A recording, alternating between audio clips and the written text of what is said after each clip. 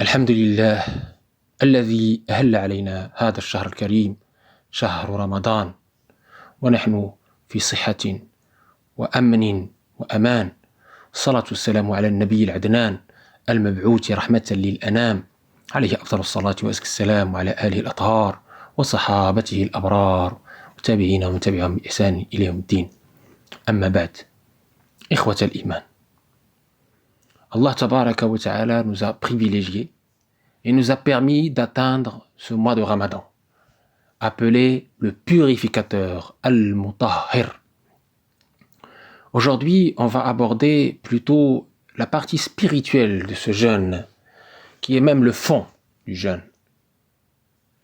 Allah Tabaraka wa Ta'ala nous a instauré le jeûne du mois de Ramadan comme 4e pilier de l'islam, à la 2e année de l'Hégire, avec la révélation du verset d'Allah Tabaraka wa Ta'ala qui nous dit Ya ayyuhalladhina amanu kutiba alaykumus siyamu kama kutiba ala alladhina min qablikum la'allakum tattaquna ayyaman ma'dudat.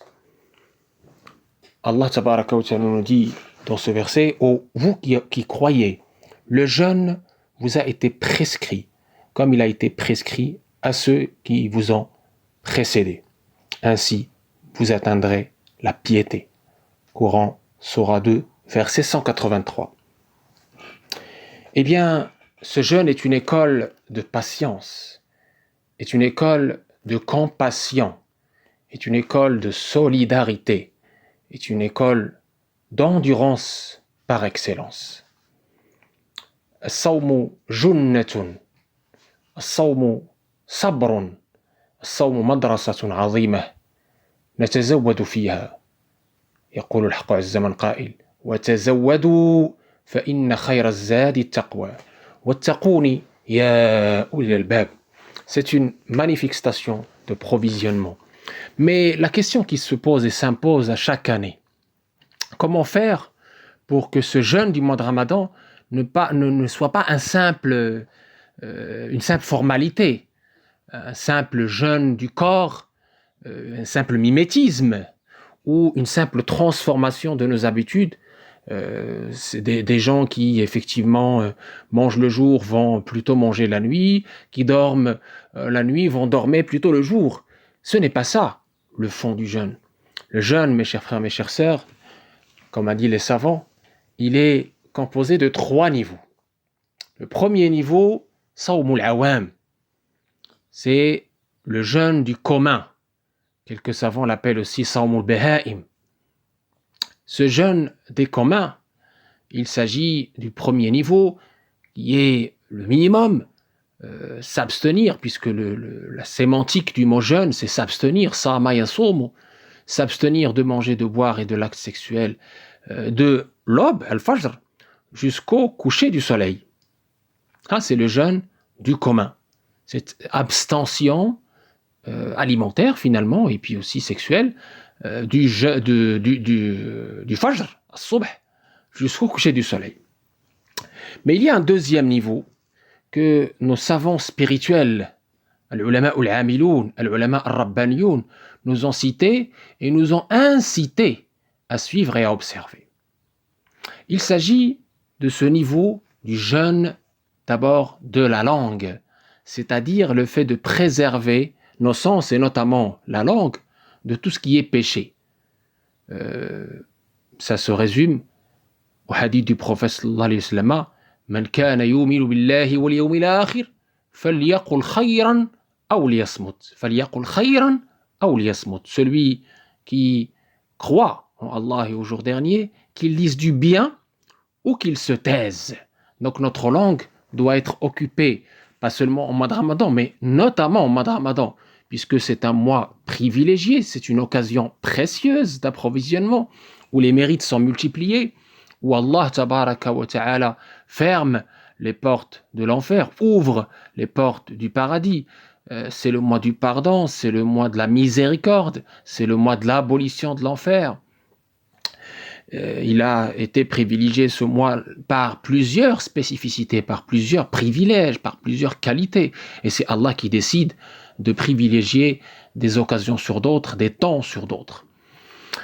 Et je disais donc ce jeûne de la langue qui consiste à s'abstenir de tout péché de la langue et de n'occuper notre langue que par le bien et par l'invocation d'Allah tabaraka wa ta'ala et par la lecture du Coran, car on le sait, le mois de Ramadan, c'est le mois du Coran par excellence. شهر رمضان الذي أنزل فيه القرآن هدى للناس وبينات من الهدى والفرقان. Et puis le troisième niveau de jeûne, qui est le jeûne de l'élu de l'élite, khassatul khassa, c'est le jeûne du cœur. Le jeûne qui consiste à ce que notre cœur soit purifié de tous ces péchés intérieurs, qu'il soit attaché à Allah seul, avec la certitude et la confiance en Allah seul. Eh bien, il a été appelé le jeûne de l'élu de l'élite parce que justement, il a été le jeûne des prophètes, des messagers et des élus d'Allah tabaraka wa ta'ala. هذا الصوم خاصة الخاصة هو أن لا يكون في قلبك إلا الله عز وجل، أن يخلو قلبك مما سواه، أن يكون قلبك طاهرا نقيا صافيا من كل الكادورات، بأن تكثر من ذكر الله عز وجل الذي هو اطمئنان القلوب، صفاء القلوب، طهارة القلوب. Et donc, ce troisième niveau de jeûne, le jeûne de l'élu de l'élite, c'est ce jeûne auquel on doit toutes et tous aspirer. Car nous sommes, mes chers frères, mes chères sœurs, dans une terre d'examen, dans une vie éphémère. Et cet examen, quand on était étudiant, eh bien, on était en concurrence pour avoir la meilleure note. Eh bien, il faut s'imaginer qu'on est dans un grand examen sur terre. Et l'examinateur, c'est Allah subhanahu wa ta'ala. Et donc, pourquoi ne pas aspirer à la meilleure note? Pourquoi ne pas aspirer à plaire à Allah tabaraka wa ta'ala? Pourquoi ne pas aspirer à être avec Allah tabaraka wa ta'ala? Par ce cœur, en le purifiant de tous ces péchés. Allah tabaraka wa ta'ala nous a incité à purifier le cœur plusieurs fois dans le Coran. Le Coran, dans la tradition, le cœur, mes chers frères, mes chères sœurs, dans la tradition musulmane, apparaît comme le roi des membres, comme le lieu du regard divin.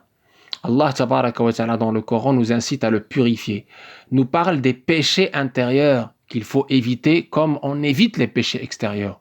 يقول الحق عز من قائل وذروا ظاهر الإثم وباطنه, et délaisser les péchés tant extérieurs qu'intérieurs.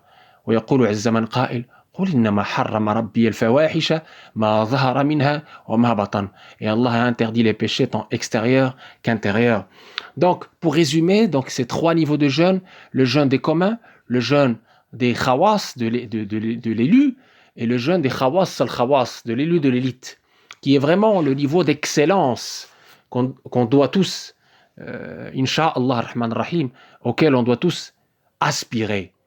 Comme on a dit, comme on peut aspirer dans la vie d'ici-bas à des hauts degrés professionnels, matériels, eh bien, au niveau spirituel, on doit être a priori beaucoup plus attentif et beaucoup plus vigilant, parce que justement, la vie éternelle nous attend, la rencontre d'Allah nous attend.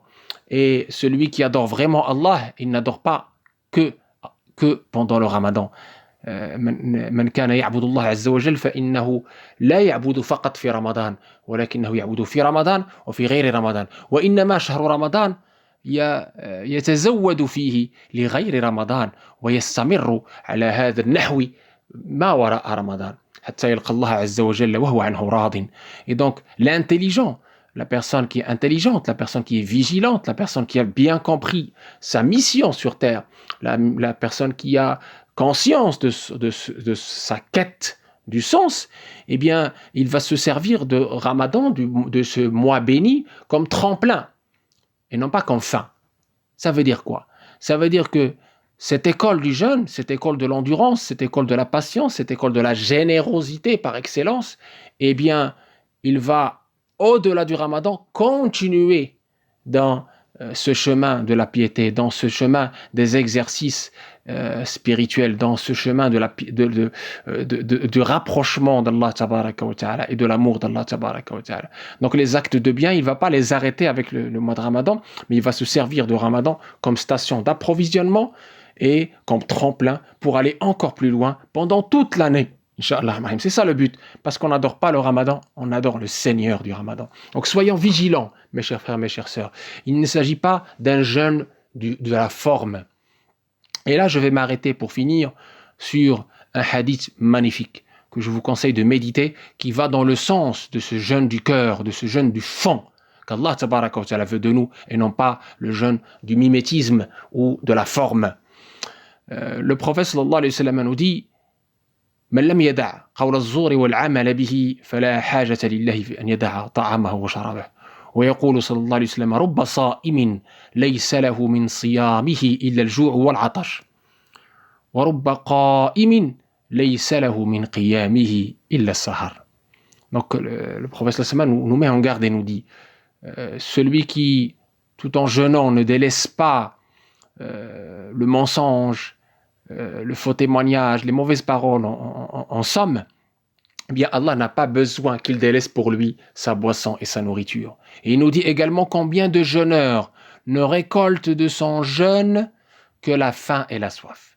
Et combien de prieurs la nuit ne récoltent de sa prière la nuit que la fatigue et la veille. C'est très important à méditer ce hadith. C'est-à-dire que finalement, ce qui intéresse Allah tabaraka wa ta'ala, c'est le cœur. لن ينال الله لحومها ولا دماؤها ولكن يناله التقوى منكم والتقوى ها هنا بحسب امرئ من الشر ان يحقر اخاه المسلم. Et la taqwa, elle est dans le cœur, mes chers frères, mes chères sœurs. Allah veut de nous cette taqwa, cette piété des cœurs. C'est ça qui intéresse Allah tabaraka wa ta'ala. Allah n'a pas besoin de ton adoration. Pour toi, elle est nécessaire, certes, mais est-ce qu'elle est suffisante? Est-ce qu'elle est suffisante? Ce qu'attend Allah tabaraka wa ta'ala de toi par rapport à ces adorations, c'est qu'ils atteignent les fruits escomptés. Ces fruits escomptés, c'est effectivement la purification de ton cœur, l'amélioration de ton comportement vis-à-vis de ton prochain. On entend certains frères, certaines sœurs nous dire, oui, dans le mois de Ramadan, on s'énerve beaucoup, il y a des conflits, il y a des frictions. Et le hadith nous dit que les démons sont enchaînés au mois de Ramadan. Certes, effectivement, parmi les privilèges de ce mois béni, pour nous aider à adorer Allah tabaraka wa ta'ala encore plus ardemment et d'aller encore plus loin dans nos adorations et dans les actes de bien, les démons sont enchaînés, certes, pendant ce mois de Ramadan. Mais attention, on a un deuxième ennemi invisible qui est aussi dangereux que le premier, Satan. Le deuxième ennemi invisible, en plus de Satan, c'est l'âme charnelle, al-nafs al-ammara bis-sou'. Les chouyours disent qu'elle est pire que 70 démons, al-nafs al-ammara bis-sou', l'âme charnelle, qu'il faut dompter pour élever d'une âme charnelle, instigatrice du mal, ammara bis-sou', vers une âme qui blâme, nafs lawwama, puis vers une âme qui est pacifiée, mutma'inna. C'est cela aussi le but du jeûne. Et n'oublions pas, mes chers frères, mes chères sœurs, en plus de ces exercices spirituels, et notamment le zikr, et notamment la lecture du Coran, n'oublions pas d'améliorer nos relations avec l'autre, de renouer avec notamment notre famille, et de multiplier les actes de bien. Les portes du bien, mes chers frères, mes chères sœurs, sont vraiment, alhamdoulilah, très nombreuses. Il n'y a pas que les tarawih. Certes, cette année, on va être privé des tarawih, mais nous pouvons évidemment faire la prière de la nuit chez nous. Le prophète sallallahu nous informe que la prière de la nuit est la meilleure prière après la prière obligatoire. Pourquoi cette prière de la nuit est meilleure que toute autre prière, en dehors bien sûr de la prière obligatoire? Parce que justement, elle est faite dans la nuit obscure, où il n'y a personne qui est là. Elle n'est pas faite par ostentation. Il n'y a aucun moyen d'être dans l'ostentation. Et c'est pour ça que j'appelle aussi ce mois de Ramadan le mois des sincères. Le mois des sincères, pourquoi? Parce que pendant ce mois de Ramadan, eh bien, les personnes qui sont sincères vont continuer à adorer Allah tabaraka wa ta'ala, vont continuer à lire le Coran, vont continuer à réserver du temps pour l'invocation d'Allah tabaraka wa ta'ala, pour les exercices pieux, pour le bien et pour la prière de la nuit. Ne vont pas être, on va dire, détournés parce que justement, ils ne vont pas se faire voir devant les gens dans la mosquée. Ils sont obligés d'être sincères. On est obligé d'être sincère. par ce confinement, c'est un mal pour un bien. On est obligé d'être sincère et ceux qui vont réussir pendant ce ramadan, c'est ceux qui adorent vraiment Allah de façon sincère, avec l'intention pure pour lui, parce qu'ils n'ont rien à faire du regard des autres. Ils n'ont rien à faire du regard des autres. Ils n'adorent pas Allah tabaraka wa ta'ala sous les projecteurs, mais ils adorent Allah tabaraka wa ta'ala pour Allah, pour Allah. Et c'est cela aussi l'adoration de l'élu de l'élite. Ibadatu khassatil khassa. Hiya ibadatun khalisa, mukhlisa, lillahi azza wa jal. Al-a'malu suwarun qa'ima. Wa arwahuha wujudu sirri al-ikhlasi fiha. Les actes sont des formes mortes dont l'esprit réside dans cette pureté d'intention qui est en eux. Sans cette pureté d'intention, eh bien, malheureusement, l'acte en lui-même, c'est de la gymnastique. C'est de la gymnastique, c'est des formes mortes. Donc, il faut s'armer, mes chers frères, mes chères sœurs, de cette intention pure pour Allah tabaraka wa ta'ala. Il faut se dire que l'adoration, elle est adressée à Allah seul. Donc, je n'ai que faire de l'ostentation. Je ne fais pas les choses pour les autres. Et donc, profitons aussi de cette occasion pour rassembler notre petite famille et les entraîner sur la prière de la nuit, les entraîner sur la lecture du Coran, les partager avec eux, évidemment, ces moments bénis et conformément à la parole d'Allah tabaraka wa ta'ala, wa'amur ahlaka bis-salati wastabir 'alayha la nas'aluka rizqa nahnu narzuquk wal 'aqibatu lit-taqwa. Donc on est en confinement, à chaque fois qu'il y a l'heure de la prière, eh bien, je vais rassembler ma petite famille et on va faire la prière ensemble, petits et grands. Prière de Subh, prière de Dhuhr, prière de l'Asr, prière de Maghrib, prière de l'Isha et effectivement la prière de la nuit, des moments pour invoquer Allah tabaraka wa ta'ala en famille, des moments pour lire, faire des lectures utiles en famille également. Et croyez-moi, ce mois de Ramadan sera une très belle retraite spirituelle, un épanouissement, une élévation de votre esprit et une augmentation de votre foi, Inch'Allah marhim, si on suit scrupuleusement ce conseil, si on est dans une adoration de fond et non pas de forme, si on ne va pas s'intéresser au regard des autres, mais faire attention au regard divin. Inna Allah la yanzuru ila suwarikum, wala ila ashkalikum, walakin yanzuru ila qulubikum. Allah ne regarde ni vos formes, ni vos couleurs, mais il regarde vos cœurs. Il regarde vos cœurs dans ce que rapporte le prophète sallallahu alayhi wa sallam dans Sahih Muslim. Et je termine avec cela, qu'Allah tabaraka wa ta'ala nous aide à être dans ce jeûne de l'excellence, qui est le jeûne de l'élu de l'élite, qu'Allah tabaraka wa ta'ala aussi nous aide aussi dans ce mois de Ramadan, qui est aussi le mois de la générosité, à être généreux. Si on ne peut pas être généreux par l'argent parce qu'on n'en a pas, au moins être généreux par le comportement, par le sourire, par le cœur, Inch'Allah marahim. Pendant ce mois, le prophète sallallahu était le plus généreux. Il était déjà généreux en dehors même de ce mois, mais il était le plus généreux pendant ce mois de Ramadan, notamment lorsque Gabriel venait lui instruire le Coran, la parole d'Allah tabaraka wa ta'ala. Cette générosité, évidemment, est une évidence pendant ce mois de Ramadan, puisque pendant ce mois de Ramadan, on l'a dit, les mérites sont multipliés, et puisque pendant ce mois de Ramadan, on goûte nous-mêmes à la faim, on goûte nous-mêmes à la soif. Donc on est censé justement se mettre à la place de ceux qui ne mangent pas à leur faim, même en dehors du mois de Ramadan, et donc être attentif et vigilant par rapport aux plus pauvres, par rapport aux plus démunis. Et évidemment, comme je le dis et je le redis, les voies et les portes du bien sont multiples. À nous, Inch'Allah Rahim, de frapper à toutes ces portes du bien, de diversifier, Inch'Allah Rahim, le bien. فإن الحمد لله صنائع المعروف تقي مصارع السوء. صنائع المعروف تقي مصارع السوء. اللهم يا أرحم الراحمين اجعلنا وإياكم ممن يستمعون القول ويتبعون أحسنه، وأعنا على صيام رمضان وقيام رمضان، وتقبل منا يا أرحم الراحمين صيام رمضان وقيام رمضان، واجعلنا يا أرحم الراحمين من عتقاء هذا الشهر. Qu'Allah tabaraka wa ta'ala fasse qu'on soit dans ce mois de Ramadan dans la réussite, Inch'Allah Rahim, dans l'excellence et dans le jeûne de l'élu de l'élite, et qu'Allah tabaraka wa ta'ala nous prenne dans sa miséricorde et nous pardonne et fasse qu'on soit parmi ceux qu'il a fait rentrer au paradis, Inch'Allah Rahim, ceux qu'il les a abolis de l'enfer, Inch'Allah. Qu'Allah tabaraka wa ta'ala fasse qu'on soit les meilleurs ambassadeurs de notre belle religion, par l'être et le paraître, par le beau comportement, par le bel agir, par le service et par le sourire. Amin ya Rabbil Alamin. Wa akhiru da'wana alhamdulillahi Rabbil Alamin.